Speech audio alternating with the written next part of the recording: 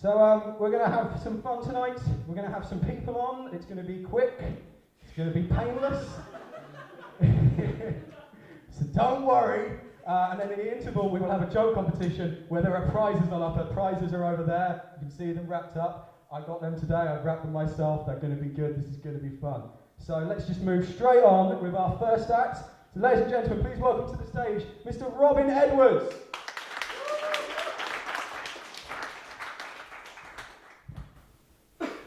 Hello. The last time I was told to be quick and painless, I was about to have sex. So yeah, I do spontaneous jokes as well. But I've got some prepared stuff. It's a bit old. I hope it won't be too obvious that I'm running off an old set. But let's get started anyway. Did everyone have a good Christmas?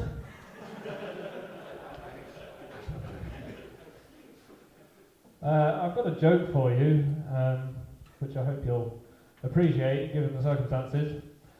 What do you get if a policeman cuts your grass?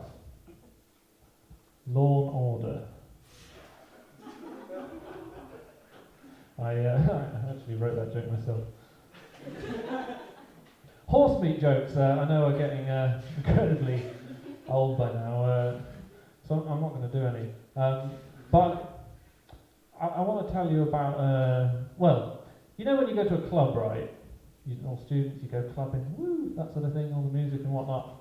And you sort of see a pretty girl across the room, and you sort of, no? I don't fucking know what it's like. I'm asking you. No, I mean, like, I don't really go into that sort of thing, the whole club scene, one-night stands and all that. I don't really even have any friends with benefits, as they call them, because I'm middle class.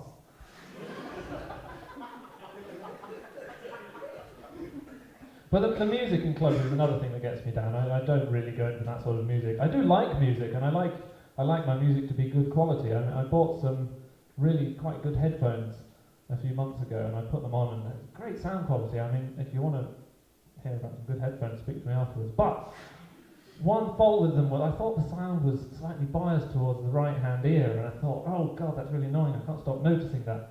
I think I might be like an audiophile, which is really annoying because you have to start buying £1,000 gold cables and things, and so I was a bit pissed off. I mean, all I have to do now, I suppose, is decide what sort of audiophile I want to be. MP3 is my favourite.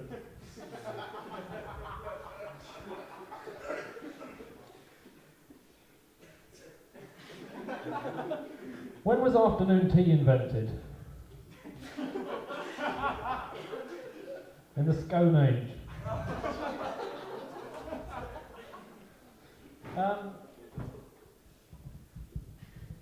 As we're all students, I thought I'd give you some advice. Now we're going to be going out into the... That's the wrong bit of paper. We're going to be going out into the big wide world any minute now.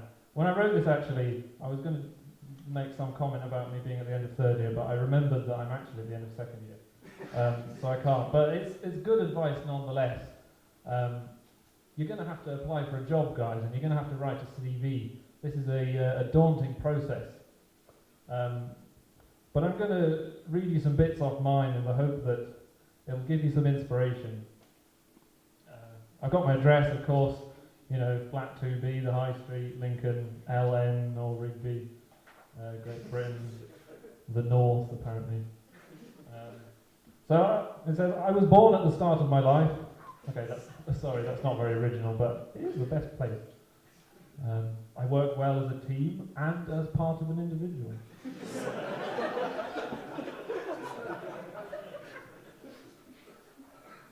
The trick with a CV, I suppose, is to, don't lie, but be a little bit economical with the truth, So I've written, for example, I'm friendly, I love old people. Of course, the real reason is because they won't be around for much longer. But you don't mention that. I will save your company money. You see, I buy my clothes at Asda, partly because it's cheap, but also because I get a bit faint when I'm in a clothes shop, and it's nice in Asda because if you get a bit woozy, you can just nip downstairs and buy some cheese. Speaking of saving money, do you ever go online to book a train? and you select a price category, right, and you can see all the different train journeys, and there's always one at the bottom that takes like 11 hours or something. And you think to yourself, who the hell books that journey? Yeah, well, I'll tell you who books it. Me. You want to know why? Value for money. Because if I'm spending 73 quid on a train journey, I want to be there for more than half an hour. Speaking of trains, there was a story in the papers a while back about a train that was actually stolen in Sweden. And when I read this, I couldn't help thinking to myself, if I was going to steal something, a train would not be at the top of the list.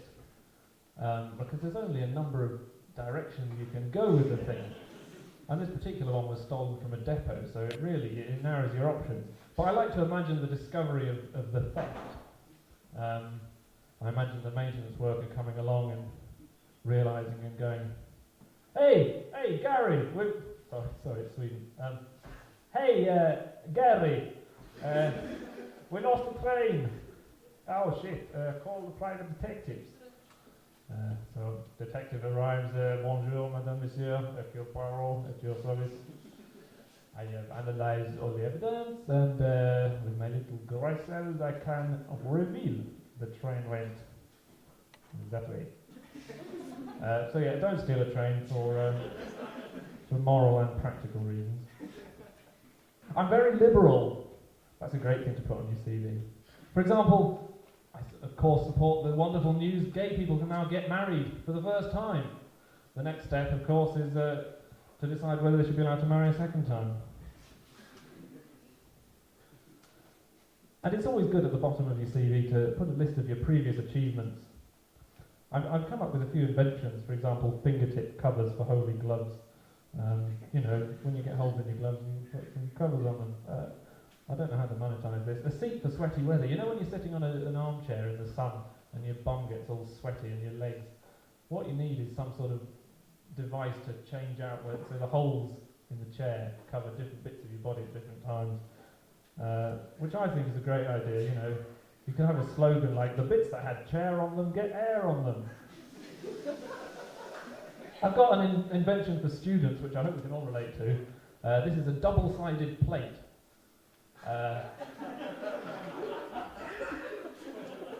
Because, you know, when you've got a plate lying around in your room, it seems such a waste not to use the other side.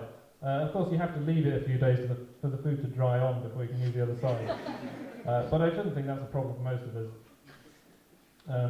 A soundproof bed tent. Now this one sounds a bit dodgy. See, when I used to live in courts, my bed was really creaky. And it was always a bit embarrassing because it would be squeaking up and down every time I sat on the end of it to put my socks on.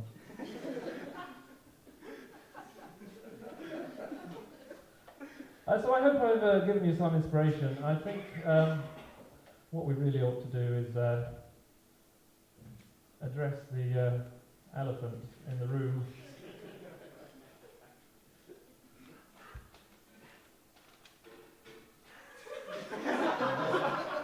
Thank you.